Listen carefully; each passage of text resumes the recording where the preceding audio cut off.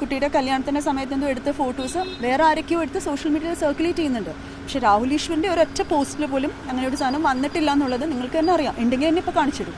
അഭിപ്രായത്തിന് അപ്പുറത്തേക്ക് ഒരു അധിക്ഷേപത്തിലേക്കും ഇവരുടെ ഐഡന്റിറ്റി വെളിപ്പെടുത്തുന്ന തരത്തിലേക്കൊക്കെ എന്നാണ് ആ പെൺകുട്ടി തന്നെ പരാതി നൽകുന്നത്.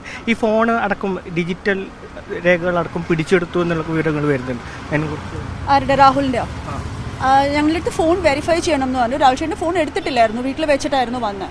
അപ്പോൾ എൻ്റെ കയ്യിലിരിക്കുന്ന ഫോൺ കണ്ടപ്പോൾ അവർ വിചാരിച്ചു രാഹുൽ ചേട്ടൻ്റെ ഫോണാണെന്ന് വിചാരിച്ചു അത് വേണമെന്ന് പറഞ്ഞായിരുന്നു. അപ്പം ഞാൻ പറഞ്ഞു എൻ്റെ പേഴ്സണൽ ഫോണല്ലേ, അത് ഞാൻ കൊടുക്കേണ്ട ആവശ്യമില്ലല്ലോ, അപ്പം അതുകൊണ്ട് അത് കൊടുക്കാൻ പറ്റില്ല എന്ന് തന്നെ പറഞ്ഞു. FIR കുറിച്ചുള്ള നിങ്ങളോട് പറഞ്ഞ വിവരങ്ങൾ എന്തൊക്കെയാണ്? ഇത് മാത്രമേ ഞാൻ അറിഞ്ഞിട്ടുള്ളൂ. അതായത് ഇതാണ് പ്രധാനപ്പെട്ട കാര്യം. അപ്പം ചോദ്യം ചെയ്യലിൽ ഞാനും കേട്ടത് ഇതാണ്. അതായത് ഈ പറഞ്ഞ പോലെ വീഡിയോസിൽ പെൺകുട്ടിയുടെ വീഡിയോയോ പെൺകുട്ടിയുടെ ഫോട്ടോയോ അങ്ങനെ എന്തെങ്കിലും വന്നിട്ടുണ്ട്. അപ്പം മറ്റു ചിലരത് ചെയ്തിട്ടുണ്ട്. അതായത് ഈ കുട്ടിയുടെ കല്യാണത്തിൻ്റെ സമയത്തെന്തോ എടുത്ത ഫോട്ടോസ് വേറെ ആരൊക്കെയോ എടുത്ത് സോഷ്യൽ മീഡിയയിൽ സർക്കുലേറ്റ് ചെയ്യുന്നുണ്ട്. പക്ഷേ രാഹുൽ ഈശ്വറിൻ്റെ ഒരൊറ്റ പോസ്റ്റിൽ പോലും അങ്ങനെ ഒരു സാധനം വന്നിട്ടില്ല എന്നുള്ളത് നിങ്ങൾക്ക് തന്നെ അറിയാം. ഉണ്ടെങ്കിൽ തന്നെ ഇപ്പോൾ കാണിച്ചിടും. അറസ്റ്റ് അടക്കമുള്ള കാര്യങ്ങളെക്കുറിച്ച് എന്തെങ്കിലും വിവരമുണ്ടോ? അതിനെക്കുറിച്ച് അറിയില്ല. പക്ഷേ ഇപ്പോൾ ഉള്ള വകുപ്പുകളൊക്കെ ബെയിൽ കിട്ടുന്ന വകുപ്പാണെന്നാണ് അറിയാൻ കഴിഞ്ഞത്. അപ്പം നമുക്കറിയില്ല. ഞാനിങ്ങനെ പുറത്ത് വെയിറ്റ് ചെയ്യുവാണ്.